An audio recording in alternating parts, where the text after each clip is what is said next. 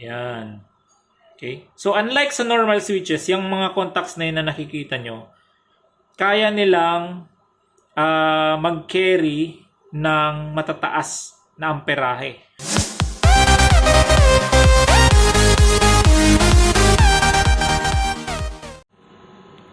Magandang araw mga bossing, this is Emil Customs and today pag-uusapan natin is all about relays. Yan, mga relay na ginagamit sa motor and sa sasakyan na din. Gagawin lang natin na maikse o kumbaga basics lang muna para hindi naman kayo ma-overload sa information. So today pag-uusapan natin ano ba yung relay, ano ba yung purpose ng relay, yan, ano-ano ba yung mga gamit, and paano ba siya gumagana, yung basic na function niya. Yan. Kasi madalas nyo yung naririnig, lalo kung bago kayo sa pagmumotor, maririnig nyo yun sa mga mekaniko. Halimbawa, nagpalagay kayo ng accessory, sasabihin sa inyo, uy, maglagay tayo ng relay kasi kailangan po dahil naglagay tayo ng mas malakas na busina or mas malakas na ilaw. We need to add a relay para daw mas maganda yung flow ng kuryente. So, ganyan. May mga maririnig kayong ganyan. So, syempre, wala kayong masyadong idea. Kaya, for today's vlog, yun yung pag-uusapan natin. Yan. So, ano nga ba yung relay? Ang relay is a device na ikinakabit sa, pwedeng sa motor, pwedeng sa sasakyan. And in fact, it's being used for industrial applications as well. Kasi yung term na relay is a general term actually. Hindi lang siya pang motor or pang sasakyan. But it's more of like an electrical term. Yan. So, yung main purpose ng relay, lalong-lalo na po. So, syempre sa motorcycle side tayo. Yung main purpose talaga ng relay is for switching and isolation. Yan. So, as you can see, meron tayo ditong iba-ibang klase ng relay. May starter relay, may single pole double throw na relay which is ginagamit for horns and for lighting na din sa mga motor and sa mga sasakyan. Okay, meron din tayo ditong common na common. Okay, relay din to. Magkaparehas lang actually itong dalawang magkasunod, ito tsaka ito. Nagkaiba lang sila ng brand and meron silang kaibahan pagdating sa functions. Mamaya di-discuss natin yan. And meron tayo ditong relay which is itong maliit. Ang brand nito is Omron. Ito naman ginagamit for relay ng pumps sa mga sasakyan, sa mga motor na din. Makikita nyo yan. And minsan starter relay din sa MIUI 125 example. Makikita nyo to. And meron tayong maliit na relay dito. Ito naman, for electronic use to. Pero ginagamit na din to ng mga kagulong natin. Lalo na kung kulang yung space na paglalagyan ng additional na relay. Ito yung ginagamit kasi maliit siya. So basically, itong nakikita nyo mga relays na to, ilan lamang to sa mga types ng relay na ginagamit sa motor. Yan. So, kumbaga may mga ibang klase or ibang itsura pa ng relay. So, hindi lang natin naisali ngayon kasi syempre hindi ko naman mag-gather lahat, no? Pero at least meron lang kayo idea. So, paano nga ba gumagana ang relay? Ngayon, para maintindihan nyo, nag-drawing ako dito ng schematic or ng kanyang symbol para mas madali nating ma-figure out paano gumagana yung pinaka-mechanism ng relay. Ayan. Makikita nyo, merong apat na label. 85, 86, 30, 87. Yung mga labels na yan, yan din yung makikita nyo sa nasa ilalim ng relay. Kagaya nito, meron siyang 86, meron siyang 85, merong 30, tapos dalawang 87. Ayan. So yung dalawang 87 na yan, magkadugtong lang naman yan since same nga sila ng label. Ibig sabihin, same sila ng function. Okay? So later or maybe sa next vlog na lang natin i-discuss yung special functions ng relay. Ngayon, yung basics lang muna paano siya gumagana. So, yung mga label na yan, meron yung ibig sabihin. Yung 85 and 86 is para yan dun sa magnetic or dun sa coil na nasa loob ng relay. Na kapag na-supplyan ng kuryente, for example, 12 volts galing sa battery, is nag-activate or nagkakaroon siya ng magnet. Okay? Parang ganito. Okay? Meron tayo ditong Bosch. Tanggalin natin yung takip. Ayan. Makikita nyo, meron siyang coil. Ayan. So, yung coil na yan, ang dalawang dulo niyan is yan yung nakakabit dun sa pins ng 85 and 86. Ngayon, pag sinupplyan natin ng 12 volts yung 85 at yung 86, ang mangyayari dahil coil yan, magge-generate siya ngayon ng magnet. Pag nag-generate yan ng magnet, kikilos ngayon or mamagnet ngayon yung contacts ng relay. Ito. Yan o. Yan makita nyo. Ayan. Zoom natin. Yan. Kung makita natin. Focus lang natin. Ayan. So, yan. Yan o. Nagkiklik siya. Ayan. Yan yung naririnig nyo nagkiklik pag gumagana yung relay. Yung 30 tsaka 87 na yan, ito yan o. Yan yung parang, yan yung dulo nitong movable arm na to. Okay? Ibig sabihin guys, pag halimbawa, ito yung relay natin, no? Ito yung 86. Sinuplayan natin to ng, ito kinabit natin sa negative or sa body ground. Okay? Itong isa ay kinabit natin sa positive. So once ikinabit natin to sa positive, for example sa battery, 12 volts yung supply natin.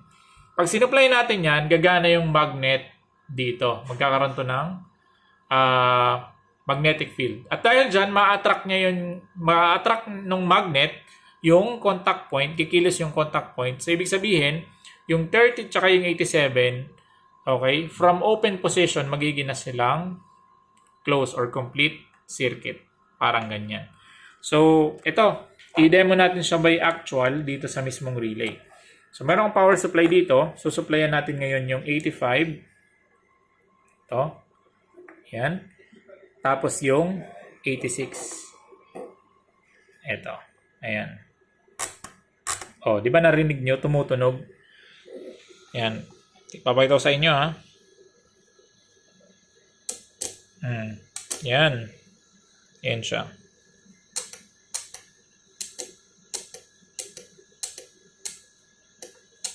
So, every time na susuplayin ko ngayon yung contacts ng 85 at saka ng 86, ayan, nagkiklik yung relay dahil nga namamagnet yung contacts. So, from open position kanina, pag sinuplayan ng voltahe or sinuplayan ng kuryente, nagiging na tong closed or complete circuit. And ganun gumagana yung switching ng relay. Alright?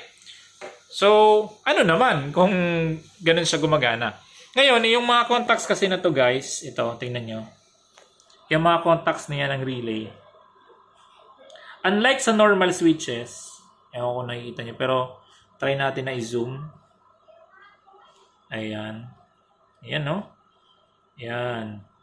Okay? So, unlike sa normal switches, yung mga contacts na yun na nakikita nyo, kaya nilang mag-carry ng matataas na amperahe. Kagaya nitong sa Bosch, ang kanyang ratings is around, meron niya nakalagay, 12 volts, 30 amperes. Ayan.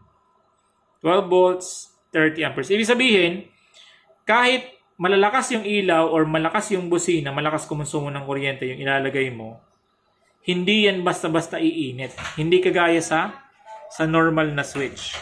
Sorry, nag-zoom. Ayan. Diba?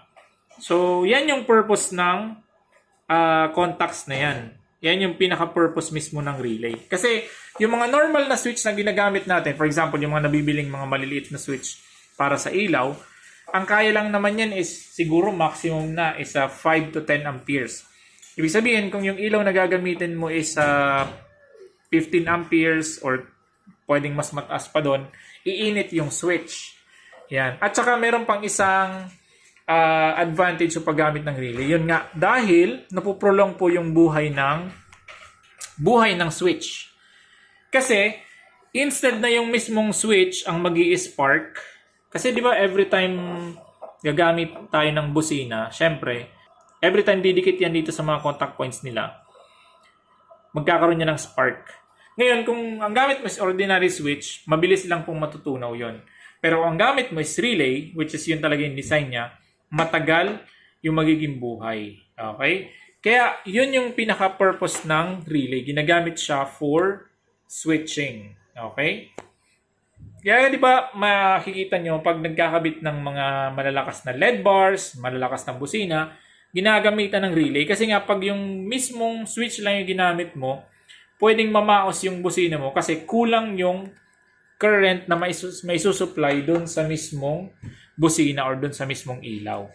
So, yan po yung main purpose ba't tayo gumagamit ng relay. Okay? So ngayon, basagin naman natin yung mga common myths about relays. Yung relays daw is nakakapagpalakas daw ng kuryente. No, hindi siya nakakapagpalakas ng kuryente. Ang nangyayari lang, dahil nga, di ba, pag sinusuplayan natin itong relay na to, yan, nagkakaroon ng magnetic field, tapos dumidikit siyang ganyan, hindi siya basta-basta natatanggal. Ang nangyayari, mas maganda yung contacts, mas less yung resistance. So pag mas less ang resistance, mas maganda or mas smooth yung flow ng kuryente. Kaya sinasabi nila na mas stable. Pero hindi po siya nakapapataas ng voltahe or ng kuryente. Ang ginagawa niya lang is ginagawa niyang mas less yung resistance dun sa pag-switch or dun sa switching. Okay? And meron pang mga nababasa ako na yung relay daw is pwedeng gamitin para hindi daw malobat. Okay? Ganito lang yan. Yung relay, ang purpose niya is mag-switch lang. So, ibig sabihin, yung konsumo ng ilaw, yung konsumo ng busina, same pa rin. The reason lang kung bakit minsan sinasabi ng iba na makaprevent daw ng paglobat yung paggamit ng relay is dahil nga pag gumamit ka ng relay, mas malakas ngayon yung tunog ng busina mo. Mas maganda yung tunog, mas pino. Kumbaga, yung ilaw mo mas maliwanag. Kasi nga, dahil magnet na or yung mechanical contacts niya is talagang nakadikit, wala masyadong resistance. So, same pa rin ang consumption. The only difference is that mas stable yung flow ng kuryente pag gumamit ng relay. Ibig sabihin, mas may-utilize mo ngayon yung every juice ng battery mo. Okay? Ibig sabihin ng every juice is yung every energy or every current na galing dun sa battery is magagamit mo siya ng buong buo. Yan. Hindi kagaya pag switch yung or mechanical lang, ordinary mechanical switch lang yung gamit mo. Pag kulang yung kuryente na nasusupply, isipin mo, lobat na yung battery. Where in fact, hindi pa naman pala lobat. Mataas lang talaga yung resistance ng switch na ginamit mo. Kaya nagkaganon. Okay po? So, I hope malinaw dito sa first vlog natin kung ano yung purpose ng relay. I hope nakatulong po sa inyo ito. So, sa next vlog naman natin, pag-usapan natin is about dito naman sa special type ng mga relays na merong normally closed contact. Para lang hindi kayo ma-overload sa information. So ngayon, piniliwanag ko lang sa inyo paano gumagana yung relay. So, again, yung relay po hindi nakakapagpatas ng kuryente, hindi rin po siya nakakapag-prevent ng lobat. Ang ginagawa niya lang po is ginagawa niyang mas stable yung flow kasi nga mas less yung resistance dito sa mga contact points. Kasi nga, yung switch mo is meron na siyang or natutulungan siya nitong magnetic contacts or magnetic coil. Okay? Para mag-close. So, yun lang. I hope nakatulong to. Again, this is Emil Custom. See you on the next vlog. God bless po sa inyo. Ride safe and peace.